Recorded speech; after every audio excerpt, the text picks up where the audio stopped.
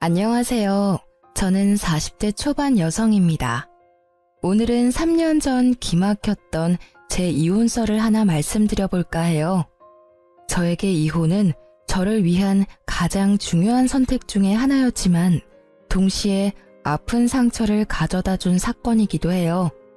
결혼할 때는 100년해로 할 거라고 맹세하며 다짐까지 했지만 그것도 두 사람 모두 그렇게 원해야만 가능하더라고요. 한 사람이 아무리 노력해도 나머지 한 사람의 노력이 없으면 결국 이렇게 중간에 헤어질 수밖에 없다고 생각해요. 솔직히 이혼을 해서 이렇게 사연글을 쓰게 될 줄 몰랐기에 두서가 없을지도 모르지만 제 이야기를 한번 들려드릴게요. 저와 전 남편은 사내 비밀 커플이었어요. 그 스릴 때문에 더 즐거웠고 또 그 스릴 때문에 잘못된 선택을 했던 건지도 몰라요. 결혼 당시에 남편은 결혼에 대한 준비가 된 상황은 아니었어요. 쥐뿔도 없다고 하죠. 정말 아무것도 모아놓은 돈이 없었거든요. 게다가 시댁도 우리에게 원조를 해줄 수 있는 여건은 아니었기에 오롯이 저와 남편이 모두 해결해야 했어요. 처음에는 제가 모은 돈에 남편 이름으로 대출을 받아서 아파트를 사려고 생각했어요.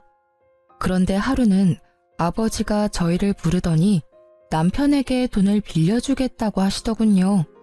저는 놀라서 우리끼리 하겠다고 했지만 아버지는 딸 시집 가는데 마음고생 시키고 싶지 않다며 남편에게 돈을 빌려주고 나중에 갚으라고 했어요.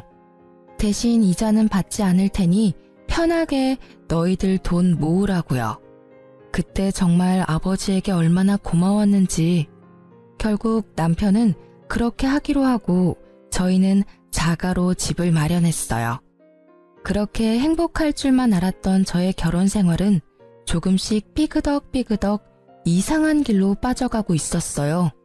사람들이 말하길 결혼과 연애는 다르다고 하잖아요.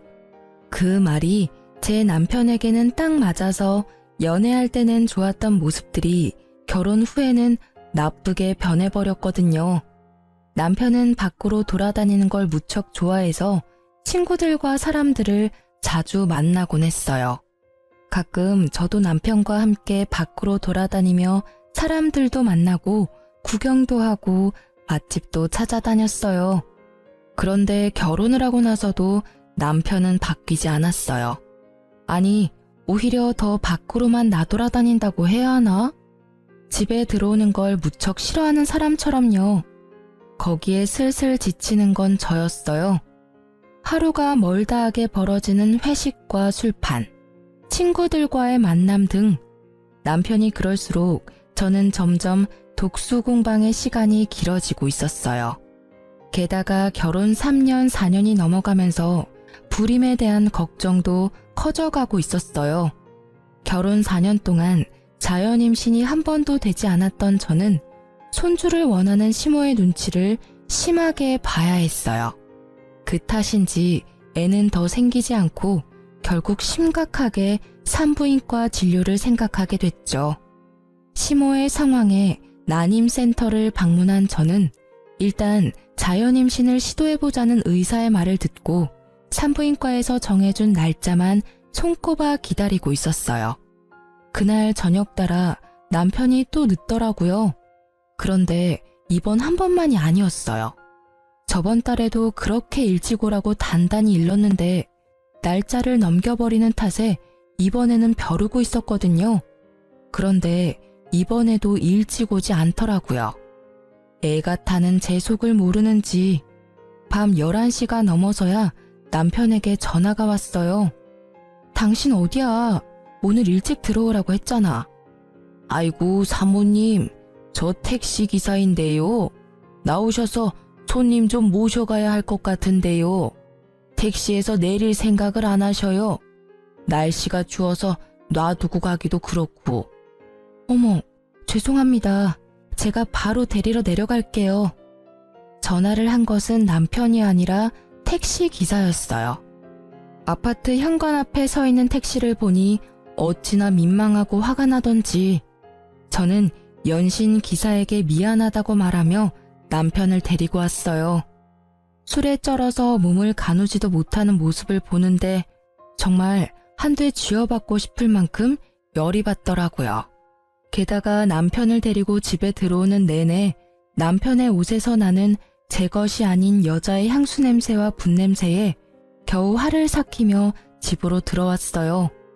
밝은 데서 보니 더 선명하게 보여지는 남편의 모습에 저는 눈을 감으며 충격을 감당해야 했어요.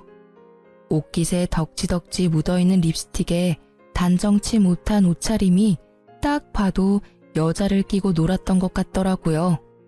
게다가 남편을 데리고 들어올 때 남편 와이셔츠에서 바스락거리는 소리가 신경이 쓰여서 주머니를 확인했는데 거기에 작은 쪽지가 있었어요.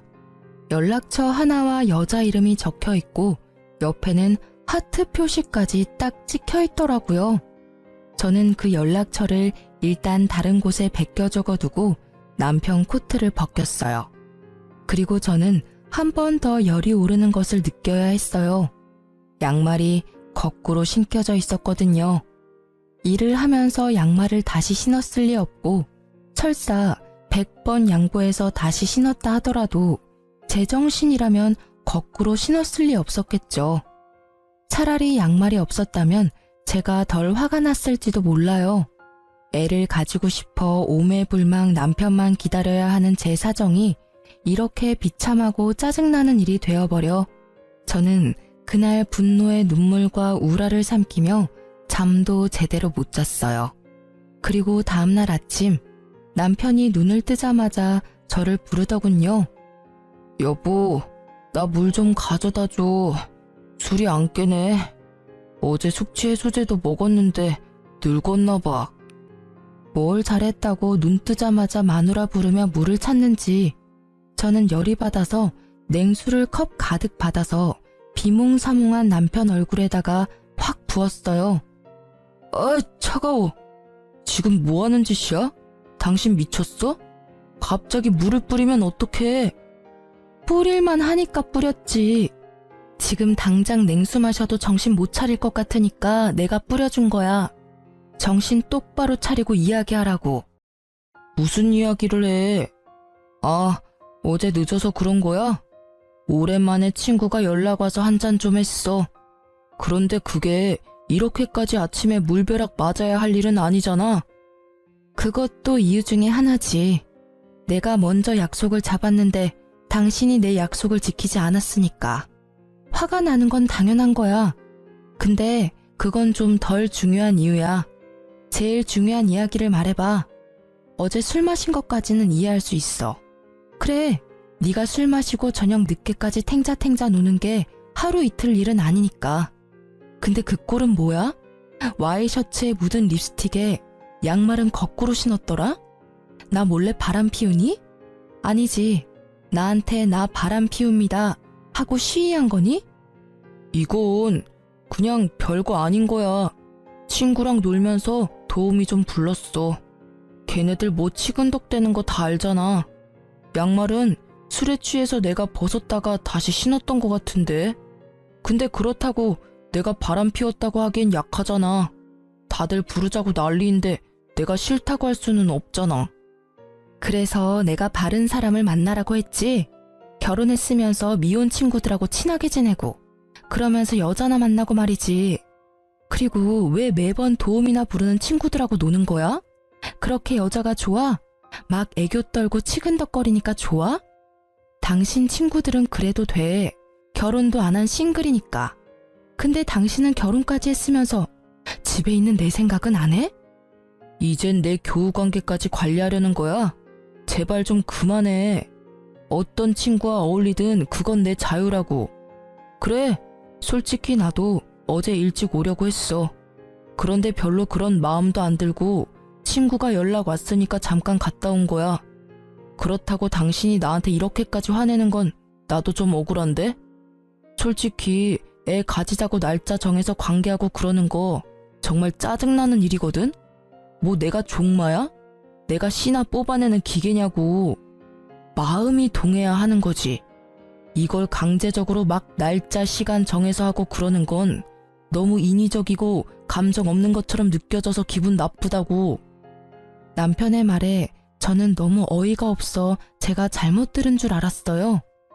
너 그게 사랑해서 결혼한 여자한테 할 말이니? 내가 룰루랄라 즐거운 마음으로 날짜 시간 정해서 하자고 한 건 줄 알아? 병원에서 그렇게 하라잖아. 내가 왜 애를 가지고 싶은 건지 모르겠어? 당신과 내 아이니까 가지고 싶은 거야. 그리고 애 갖는 게 내 생각 때문만은 아니지. 어머님은 요즘 매일같이 전화하셔서 애는 생길 것 같냐? 이번에는 생길 거다. 태몽을 껐는데 소식 없냐? 매번 그런 말만 하신다고. 당신한테 그런 말 안 하시니까 당신은 내가 얼마나 스트레스 받는지 모르지? 진짜 이런 면이 너무 마음에 안 드는 거야. 약속 거절 못하는 거 이해할 수 있어. 그런데 기분 나쁘다면 어쩔 수 없지. 사랑도 없는데 왜 살아? 여기서 끝내 그냥. 나는 당신하고 헤어져도 어차피 아쉬운 거 하나 없어. 내 말이 끝나자 남편의 당당하고 짜증나던 얼굴이 조심스럽게 바뀌더라고요. 그럴 수밖에 없죠.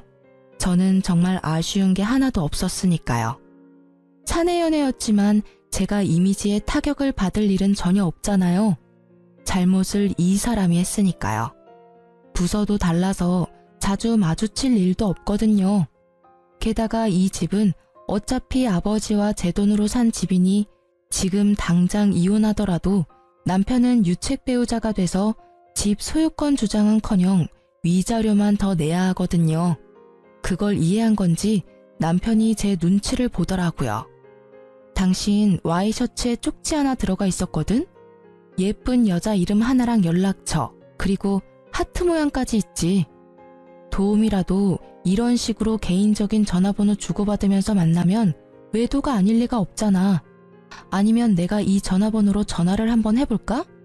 유부남 꼬셔서 뭐 하려고 했냐고. 혹시 또 모르잖아.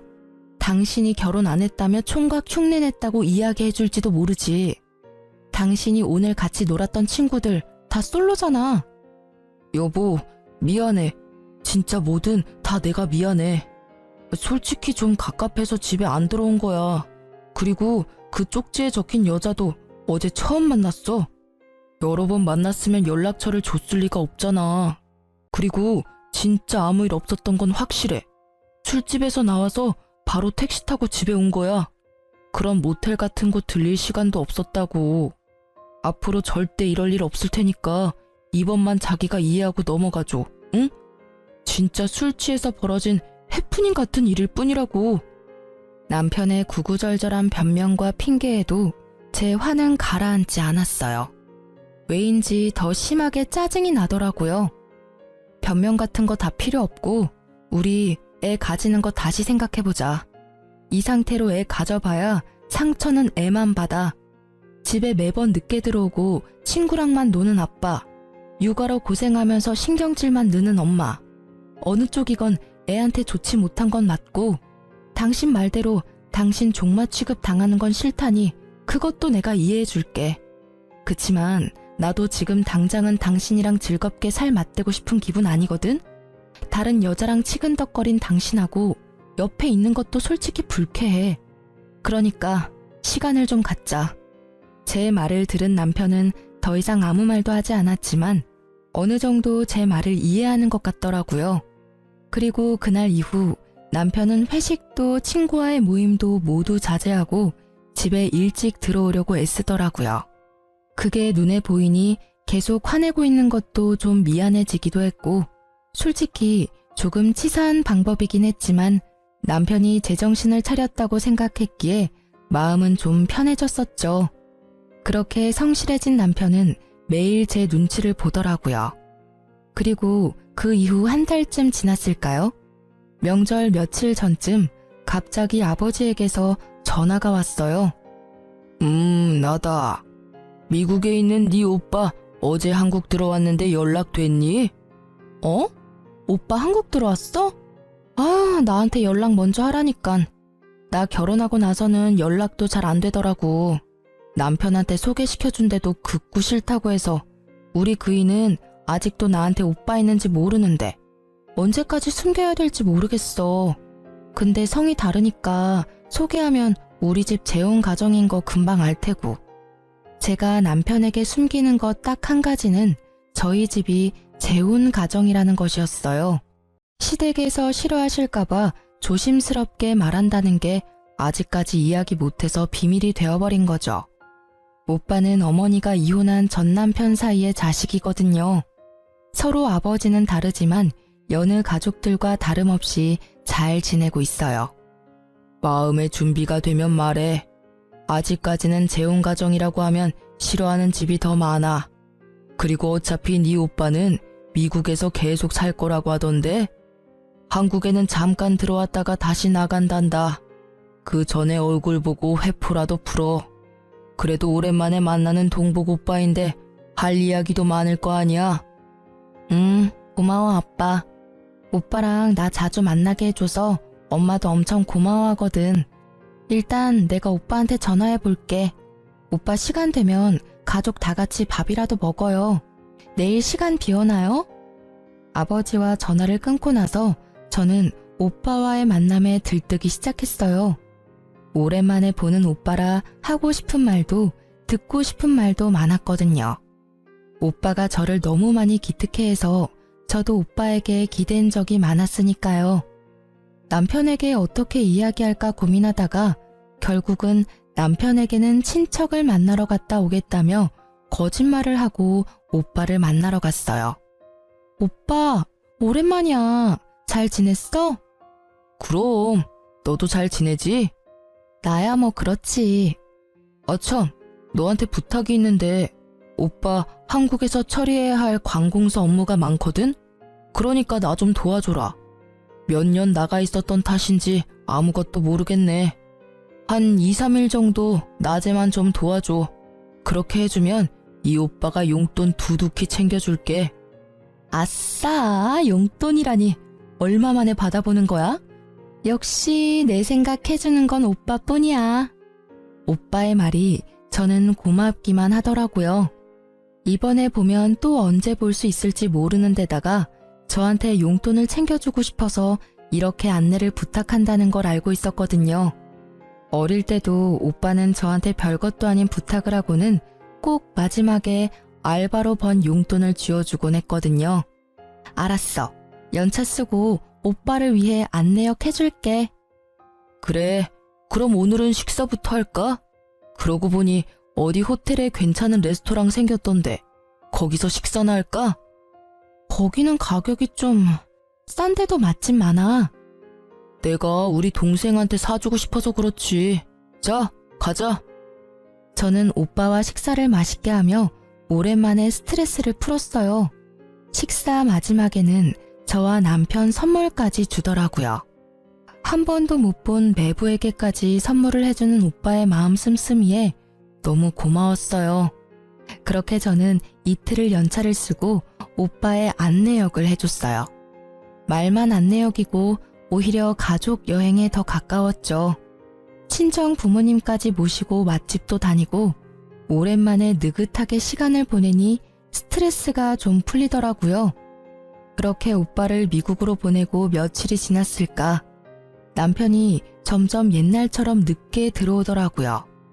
워낙 노는 걸 좋아했으니 어쩔 수 없이 되돌아간다고 생각한 것도 잠시 점점 저한테 차가워지는 느낌을 받았어요. 뭔가 의심스러운 기색이 있어서 벼르고 있었지만 꼬리를 잡을 수는 없었어요. 그런데 그 꼬리가 너무 의외의 곳에서 잡혀버렸죠. 하루는 배달이 왔어야 할 새벽 우유가 아침에 보니 사라졌더라고요. 분명히 업체에서는 새벽에 배달을 했다고 하고요. 평소 우유를 마시지 않는 남편이 가져갔을 리 없다고 생각한 저는 분실 사건이라고 생각하고 범인을 어떻게 잡을까 생각하고 있었어요. 일하는 내내 그 생각을 하다가 아파트 CCTV, 엘리베이터나 계단에 찍혀있지 않을까 하는 생각이 들었죠. 그래서 퇴근하고 불이 나게 아파트 관리사무소로 향했어요. 우유가 없어졌다고 양해를 구한 뒤 저는 CCTV를 돌려봤어요. 그러다가 두 눈으로 믿을 수 없는 광경을 목격했어요. 아침 시간 제 남편이 엘리베이터에서 어떤 여자와 무척 진한 아침 인사를 하고 있더라고요. 서로의 헤어를 정리해주고 사람이 타니 뒤로 물러나 모르는 사람처럼 있다가 몰래 손을 잡는 모습까지. 이미 제 머릿속에서 우유도둑은 사라지고 없었어요. 두 연놈의 행태가 너무나 충격적이었거든요. 저는 관리사무소에 부탁해서 전날도 그 전날도 확인해봤어요. 그리고 정확하게 상간녀가 누구인지 알게 됐죠. 여자의 얼굴이 너무 눈에 익어서 금방 눈치챘어요. 남편의 외도 상대는 앞집 여자였어요. 아침 시간에 설마 출근할 때 외도를 하지는 않을 거라 생각했는데 상간녀가 앞집이니 그 출근 시간을 더 활용한 거였죠. 등잔 밑이 어둡다는 말이 딱 맞더라고요. 결국 CCTV 동영상을 제 핸드폰으로 찍어놓고 집으로 가 남편을 기다렸어요. 역시나 늦더라고요. 저는 밤이 늦어질수록 거실이 아닌 현관에서 남편을 기다렸어요. 계단식 아파트라 앞집이 보이거든요. 둘이 밖에서 만나다가 들어오려면 같이 와야 하니까요. 그렇게 현관문 앞에서 기다리던 제 눈에 두 사람이 나타났어요. 역시 제가 잘못 본 게 아니라는 걸 확인이라도 시켜주듯 두 사람은 손을 잡고 앞까지 걸어오더라고요. 참 대담하기도 하지. 같은 층에 두 사람의 남편과 아내가 있는데도 저렇게 애정 행각을 하다니. 남편은 여자를 집으로 돌려보낸 뒤 저희 집 도어락 비밀번호를 누르더군요. 와씨, 깜짝이야. 여기서 뭐 하는 거야? 남편이 놀랐는지 제게 소리치더라고요. 들킬까봐 놀란 건지도 모르죠. 저는 남편에게 조용히 말했어요. 당신 요즘 늦네? 설마 또 바람 피는 거야? 제 말에 깜짝 놀랄 줄 알았던 남편이 잠깐 멈칫하더니 심드렁한 표정으로 그냥 소파에 앉더라고요. 그 여유 있는 몸짓에 차분하게 말로 하려던 제 인내심이 뚝 끊겼어요. 그 태도는 뭐야? 내가 묻잖아. 당신 바람 피냐고. 아, 너 의처증이야? 매번 이런 식으로 나 힘들게 하면 기분이 좀 나아져? 친구 만나고 회식하는 거 좀 줄여줬잖아. 그럼 이쯤에서 만족을 좀 해. 어떻게 모든 걸 너한테 맞추면서 살아? 그리고 내가 이 말까지는 안 하려고 했는데 너야말로 바람 피는 거 아니야? 굉장히 당당하네. 당신은 바람 핀 적이 없고 바람은 내가 폈다는 게 당신 주장인 거네. 그런 이야기를 할 만한 근거는 있는 거지? 어디 이야기해봐. 들어는 줄게. 저는 남편이 이렇게 당당한 이유가 정말로 궁금했어요. 화가 나는 것과는 별개로 무엇을 갖고 있길래 저렇게 자신 있어 보이는가 싶었죠. 제 말에 남편은 자켓 안주머니에서 사진 몇 장을 꺼내서 탁자에 던지더라고요. 그 사진을 보는 순간 저는 어이없음과 불쾌함을 동시에 느꼈어요. 이건 뭐야? 너 나 뒷조사한 거야? 네가? 놀랐지? 그럴 줄 알았어. 바람 피우다가 딱 걸리니까 어때? 나한테 이런 쓰레기 같은 취급받으니까 기분 더럽지? 나도 그랬어. 별거 아닌 일로 사람을 쓰레기 취급하고 말이지. 마누라 바람 피는 거 보니 내가 왜 그렇게 했었나 싶기도 하고 자괴감이 드네. 솔직히 말하면 나를 종마 취급하는 데다 의처증까지 가진 당신이 바람까지 피워준 덕분에 당신은 유책 배우자가 확실해졌어. 반면에 나는 그때 한 번 이후로 별 문제없이 깨끗한 상태잖아. 외도도 하지 않고 얼마나 가정에 충실했는지 알지? 나한테 외도했다고 뭐라 하던 당신이 바람피는 걸 보니 이제 당신한테 질렸어. 그러니까 우리 이혼하자. 남편이 먼저 던진 이혼 이야기에 저는 터져나오는 실수를 참으며 냉정하게 말했죠. 이게 당신 생각이야? 이 사진 한 장으로 나한테 이혼하자고 말하는 거야? 내가 유책 배우자니까 너한테는 잃는 거보단 얻는 게 많겠네? 당연하지. 너한테 책임이 있으니까. 나한테 위자료 주는 대신에 이 집 넘겨주면 원만히 합의 이혼해줄게. 그럼 여기저기 소문날 일도 없고 깨끗하잖아. 그치? 너 지금 머리 제대로 굴렸네? 정말 화가 미친 듯이 나는데 너무 웃겨. 이 사진 한 장에 나한테 다 뒤집어 씌우겠다? 그런 신박한 생각은 어디서 나오는 거야? 그래, 이혼하자. 네가 이렇게 원하는데 해줘야지 않겠어? 나한테도 뭐 나쁜 일은 아니지. 제가 뜬금없이 웃자 남편놈은 그제야 어안이 벙벙한 얼굴로 저를 쳐다보더라고요. 이혼하자는데 웃으니 뭔가 잘못됐다는 걸 알아챘지만 제대로 아는 게 하나도 없으니 말도 못하고 쳐다만 보는 거죠. 당신이 이혼 얘기 먼저 꺼냈으니까 나중에 두말하면 안 되는 거 알지? 나는 절대로 이번 이혼 번복 안 할 거니까 그렇게 알고 있으라고. 우와, 상간남이 그렇게 잘해줘? 이혼하자니까 두말 없이 수긍하는 거 봐라. 나보다 당신한테 더 좋은 조건인 거 아니야? 근데 상간남이 당신이랑 결혼해준대. 그쪽은 그냥 장난이었던 거 아니야? 한때 부부였던 인연으로 내가 말해주는데 와이프랑 이혼할 테니 결혼하자고 하는 놈들 중에 제대로 된 놈들 없어. 너도 곧 버림받게 될걸? 상간남 신경 쓰지 말고 당신이나 이 집에서 나갈 궁리나 해. 필요하면 용달 정도는 불러줄게. 당신 짐 싹 다 챙겨서 나가주면 좋겠어. 이 집은 어차피 내 거야. 이 집 살 때 네 돈 한 푼도 안 들어갔어. 내가 모은 돈이랑 우리 아버지가 당신한테 빌려준 돈으로 산 거지. 이 집 갖고 싶니? 그러면 일단 아버지한테 빌린 돈부터 갚고 와. 그리고 이 집 살 때 내가 낸 돈 나한테 돌려주면 이 집 줄게. 됐지? 계산을 그렇게 하는 법이 어디 있어? 당신이 유책 배우자인데 어떻게 내가 당신한테 돈을 줘야 하는 건데. 결국 소송으로 가자 이거야? 나는 이미 증거가 다 있다고. 당신이 유책 배우자라는 증거. 사진이 이거 한 장뿐인 줄 알아? 수십 장이나 더 있거든? 아, 그거 100장 1000장 가져와도 그걸로는 내 외도 증명 못해.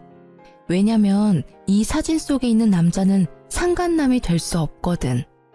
이 사람이 누군지 자기는 모르겠지만 이 나라 정부는 정확히 알고 있지. 저는 예전에 친정어머니의 부탁으로 발급받아놨던 어머니 이름의 가족관계 증명서를 남편에게 보여줬어요. 당신은 내가 외동딸이라고 생각했지? 근데 우리 집 재혼 가정이야. 그래서 내 위로 나랑 피가 이어진 오빠가 하나 있어. 그 오빠는 성이 달라. 엄마의 전남편 아들이거든. 이름 어디서 본 것 같지 않아? 내 뒷조사한 사람이 이름 말해줬지? 그럼 답 나왔잖아. 당신이 찍어온 사진에 있는 사람은 우리 오빠야. 누가 일한 건지 일을 제대로 못했네. 친정 부모님이랑 다 같이 밥도 먹고 놀러가고 그랬는데 나랑 오빠 사진만 딱 찍어온 걸 보면 오히려 당신 엿먹이려고 그런 건가 싶기도 하고. 제 말이 이어질수록 남편의 느긋한 인상이 점점 심각하게 바뀌는 게 참 웃기더라고요. 알아보려면 좀 더 끝까지 팠어야지 이 나쁜 놈아. 나를 유책 배우자로 만들고 이 집 뺏어갈 작정이었어? 근데 이를 어째? 내가 유책 배우자가 아닌데? 당신이 이 집 가져가려고 계획한 거면 빨리 머리 굴려야 할 거야. 내가 가지고 있는 걸 보면 당신은 이 집에서 갖고 갈 수 있는 게 하나도 없을걸? 오히려 위자료로 몇 천쯤 준비해야 할 텐데 괜찮겠어? 남편은 소파에서 내려와 내 앞에 무릎을 꿇었어요. 처음 보는 모습이었어요. 그런데 얼마나 꼴보기가 싫던지. 그런 내 생각은 꿈에도 모른 채 남편은 열심히 저에게 빌더라고요. 여보, 내가 아주 잠깐 미쳤었나 봐. 진짜 미안해. 잠시만 내 말 좀 들어봐. 진정하고. 당신, 너라고 하던 남편놈은 불리한 상황이 되니 저를 여보라고 부르더라고요. 가증스러운 놈. 그 모습을 보는데 어찌나 찌질해 보이던지요. 나 지금 지극히 냉정한 상태야. 이보다 더 차분할 수가 없어. 그래, 오늘 이 집에서 나가면 이혼 서류는 시댁으로 보내줄까? 아니지. 앞집으로 보내면 되지 않겠어? 앞집 여자랑 필요 이상으로 친하잖아. 제 물음에 남편 얼굴이 허옇게 질려버리더라고요. 제가 모를 줄 알았나 봐요. 하긴 저도 우유가 아니었으면 영원히 몰랐을 수도 있죠. 역시 앞집 여자 이야기를 꺼냈더니 미안하니 뭐니 변명하려던 남편 입이 꾹 닫혔어요. 그리고는 눈동자만 떼굴떼굴 굴리며 이 상황을 어떻게 빠져나가야 할지 궁리하더라고요. 빠져나갈 구멍을 못 찾게 저는 남편놈 앞에 CCTV를 촬영한 영상을 떡하니 보여줬어요. 그걸 보더니 눈을 딱 감더라고요. 이걸 변명할 수는 없을 테니까요. 안 들킬 거라고 생각했어? 그래, 나도 몰랐을 거야. 설마 아침에 저렇게 대담하게 바람을 필 줄이야? 정말 뒤통수 제대로 맞을 뻔했지. 그런데 오늘 아침에 누가 우유를 딱 가져가는 바람에 도둑 잡으려다 당신 외도 장면 잡은 거야. 누가 가져간 건지 보면 절이라도 해주고 싶네. 동영상 진짜 잘 찍혔지? 손 잡는 거 보니까 아주 죽고 못 살아, 그지? 이걸 보고도 당신이 유책 배우자가 아니라고 할 사람이 있을까? 근데 관리사무실의 CCTV는 보관 기간이 며칠이려나 모르겠네. 그거 확인하면 언제부터 바람핀 건지 확인할 수 있을 텐데. 여보, 진짜 미안해. 내가 진짜 다 잘못했어. 저 여자가 나 꼬시는 바람에 내가 넘어가 버린 거야. 진짜로 만난 지 얼마 되지도 않았고 그렇게 깊은 사이도 전혀 아니야. 나는 그냥 잠깐, 아주 잠깐 바람 쐬는 기분으로 만난 것 뿐이라고. 그러니까 제발 이혼만은 안 돼. 내가 미친놈이었어. 그런 말을 왜 꺼냈는지. 나 여기 나가면 갈 곳도 없어. 제발. 남편은 제 치맛자락을 붙잡고는 울며 불며 매달렸어요. 아까 전에 그 기세등등한 당당함은 어딜 간 건지. 완전히 180도 바뀐 그 모습에 저는 그놈의 손을 뿌리쳤어요. 다 필요 없어. 분명히 이혼 번복 없다고 말했어. 지가 바람 펴놓고는 나한테 뒤집어 씌우고 집을 가져가려고 하다니 어떻게 그런 생각을 할 수가 있어? 이 파렴치한 놈. 네 눈에는 내가 돈이니? 애 안 가지려고 할 때부터 알아봐야 했는데 다 끝났어. 그러니까 당신 짐 다 싸서 지금 당장 나가. 안 나가면 앞집에 당신 짐 다 갖다 줘 버릴 거야. 여보, 제발 앞집에는 알리지 마. 부탁이야. 내가 나갈게. 내가 나가면 되잖아. 그렇게 죽고 못 살아? 얼마나 사랑하면 들키지도 못하게 그래? 근데 앞집에 알리고 말고는 내 마음이거든? 여기서 더 내 기분 더럽게 만들면 지금 당장 초인종 누를 거야. 결국 남편은 이후 찍소리도 못하고 필요한 짐만 챙겨서 나갔어요. 저는 남편의 그 모습이 더 짜증났어요.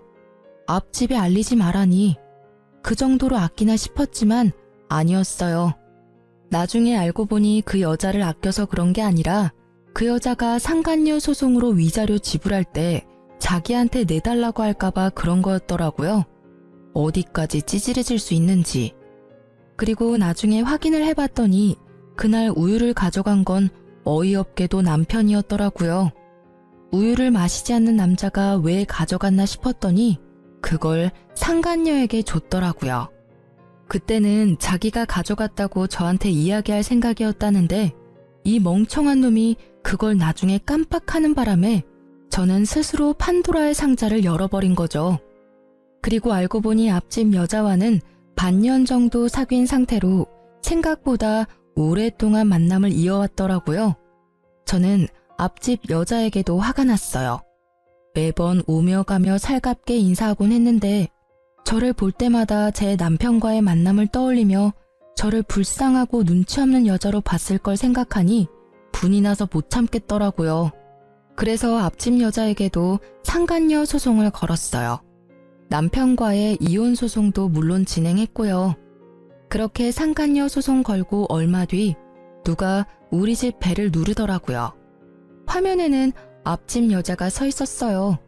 제가 문을 열어주니 그 여자가 갑자기 저희 집 현관문에 꿇어 앉더라고요. 왜 이러세요? 일어나세요. 아니요. 제가 정말 다 잘못했어요. 잠깐, 아주 잠깐 만난 거예요. 그러니까 제발 소송만 취하해 주시면 안 될까요? 염치 없는 부탁이란 건 잘 알지만 어떻게 좀 선처를... 제가 왜 그래야 하는지 잘 모르겠네요. 소송 취하해 주시면 제가 위자료는 드릴게요. 꼭 드릴 테니까 남편과 아이만이라도 알 수 없게 해주시면, 잘못하면 아이도 남편도 다 잃게 생겼어요. 그러니까 제발 소송만 취하해 주세요. 위자료는 제가 드릴게요. 아, 그러세요? 모두 잃게 생겼구나. 그런데 저도 당신 덕분에 가정과 남편을 잃었어요. 그러니까 그 부분은 그걸로 퉁치죠. 솔직히 바람 필 때 소문날 거 생각 안 한 건 아니잖아요. 그래도 유부남 잘 만나고 다녔으면서 이제 와서 왜 후회를 해요? 후회하지 말고 열심히 즐긴 대가를 받으면 되죠. 제 말에 무릎 꿇고 있던 상간녀가 꿀먹은 벙어리가 되더라고요. 틀린 말은 단 하나도 없었으니까요. 남의 남자 만날 거면 소문날 거 당연히 각오한 거 아닌가요? 이제 더 이상 할 말 없으면 나가보세요. 저는 더 이상 해드릴 말이 없어요. 제가 피해자인데 가해자가 이렇게 피해자 행세를 하고 계시는 것도 이상하고. 뭐? 그렇게 따지면 남편 관리 제대로 못한 당신 탓도 있는 거 아니야? 당신이 남편 잘 붙들고 있었으면 이런 일이 생겼겠어? 잘해주지도 못할 거면서 결혼은 왜 했대?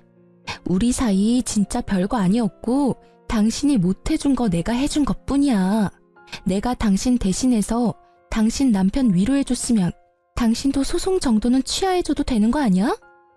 엄청난 궤변을 늘어놓는 여자를 어이없는 눈으로 바라보며 제가 재차 물었어요. 상간녀 소송 취하해주면 내가 얻는 건 뭐죠? 아니, 내가 피해자인데 나한테도 떨어지는 게 있어야 하잖아요. 갑자기 다짜고짜 소송 취하라 그러면 제가 아이고 알겠습니다 하고 해줄 줄 알았어요? 줄 수 있는 거? 그러면 당신 남편 돌려줄게요. 그럼 됐죠? 이 아줌마 말하는 것 좀 봐. 미안한데요. 남이 쓰다 버린 건 저도 필요 없거든요. 왜 굳이 그 쓰레기를 저한테 주려는 건지 모르겠네요.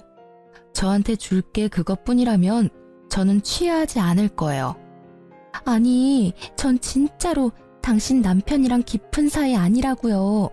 진지한 마음이 요만큼도 없었고 나한테는 남편이 메인이고 그쪽 남편은 사이드 메뉴 정도예요. 그러니까 그 정도밖에 안 되는 사이라는 거예요. 본인이 그 말 들으면 아주 좋아하겠네요. 근데 어쩌죠? 이야기할수록 점점 소송 취하하기 싫어지네요. 남편분이랑 아이들에게 뭐라고 변명할지 잘 생각해 두세요. 그럼 이만 나가주세요. 주거 침입으로 신고하기 전에. 나사가 하나 빠진 것 같은 상간녀와의 만남을 끝으로 이혼 과정이 빠르게 진행됐어요. 제가 예상한 대로 남편놈은 제게 위자료를 물어주게 되었고 우리 집에 대한 소유권도 주장하지 못하게 됐죠. 그리고 상간녀 소송에서 상간녀가 저에게 위자료를 지급하라는 판결이 난 뒤 앞집에서는 큰 소리가 자주 나더라고요. 보암 소리와 싸우는 소리, 우는 소리도 나고요. 그리고 얼마 지나지 않아 앞집은 이사를 갔어요. 저는 딱히 이야기한 바가 없는데 아파트에 소문이 났던 것 같아요. 이사 가는 날 상간녀의 모습은 보이지도 않고 상간녀의 남편은 저와 마주치자 고개를 푹 숙이고는 제 얼굴을 보지 않은 채 지나갔어요. 솔직히 상간녀의 남편을 보면서 마음이 편하지만은 않았어요. 제가 소송을 취하했더라면 저 가족은 거짓이더라도 행복을 유지할 수 있었을 텐데 하는 마음도 있었죠. 그렇다고 해서 제가 모든 걸 희생해야 하는 게 당연한 것도 아니잖아요. 정말 외도라는 건 남겨진 사람에게 비참함과 수치스러움을 주는 것 같아요. 그걸 고스란히 느끼고 있는 저였기에 그 상간녀의 남편 행동도 이해는 갔어요. 그리고 전 남편과 같은 회사에 다니는 저는 전 남편과의 이혼을 알리지는 않았어요. 저도 그런 눈빛 받는 게 싫었거든요. 그런데 전 남편의 바뀐 주소지 때문에 직장 내에서 이런저런 추측들이 있었던 것 같더라고요. 물론 저와의 냉랭한 분위기도 한몫했겠지만 제 주소가 그대로인데 남편만 바뀐 걸 보고 뭔가 문제가 있었다는 걸 다들 눈치챈 것 같았어요. 그런데 그 뒤에 진짜 웃긴 일이 있었어요. 같은 부서에서 일하는 직원이 조심스레 저한테 다가와서 말을 걸더라고요. 같은 부서지만 친하게 지내지는 않았고 솔직히 일보다는 소문을 더 좋아하는 성격이시라 조용한 저와는 크게 접점이 없었던 탓에 약간 의아했죠. 그런데 다짜고짜 묻더라고요. 저기, 정말 이혼한 거 맞아요? 네, 맞아요. 솔직히 이제는 별로 말하기 힘든 일도 아니에요. 궁금한 거 있으면 물어봐요. 아니, 궁금한 게 있는 건 아닌데 지금 저쪽 부서 난리 났거든요. 왜요? 요즘에 이혼이 뭐 그리 대단한 이슈라고. 그게 아니라 얼마 전에 이혼 확실하다고 이야기 나왔잖아요. 그 뒤로 그 부서에 그 사람 애인이라고 주장한 사람이 글쎄 3명이나 된대요. 진짜 대단하지 않아요? 어떻게 동시에 3명을 만나죠? 3명이 아니라 최소 5명이겠죠. 저와 상간녀까지 포함하면 말이죠.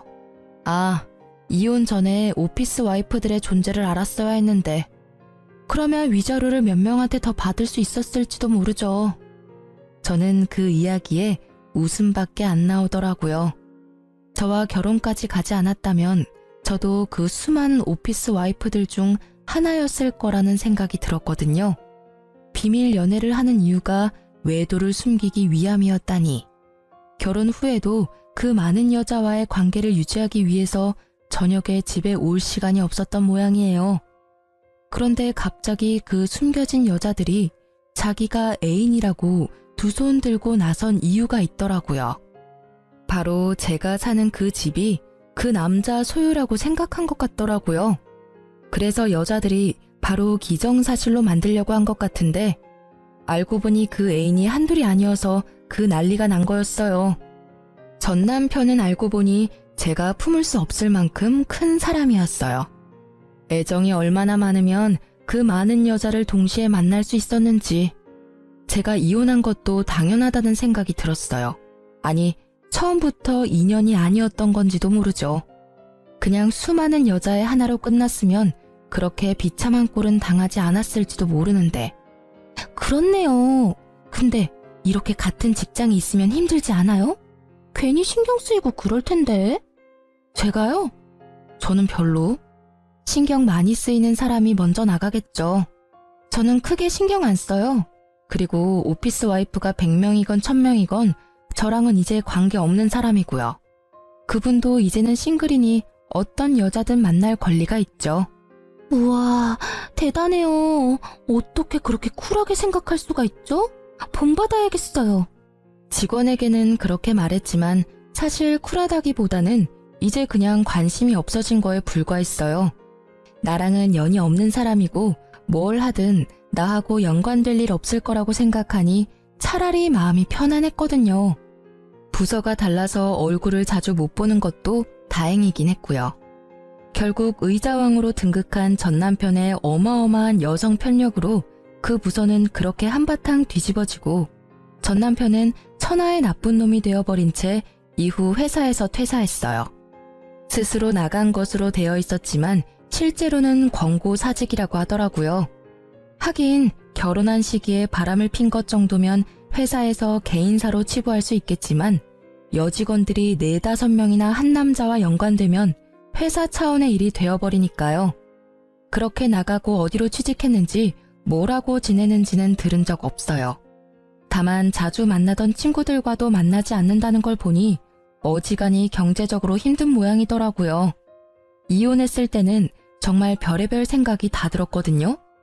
우리에게 아이가 있었으면 좀 달라졌을까? 내가 좀 더 예쁘게 꾸미고 치장했다면 달라졌을까? 뭐 이런 생각들요. 그런데 그런 생각은 할수록 점점 우울해져 가기만 하더라고요. 사랑이라는 건 꾸며서 되는 건 아니잖아요. 있는 내 모습 그대로를 사랑해줄 사람을 찾아야 하는데 그 남자에게 저는 사랑의 형태가 아니라 돈이었던 것에 불과한 거죠.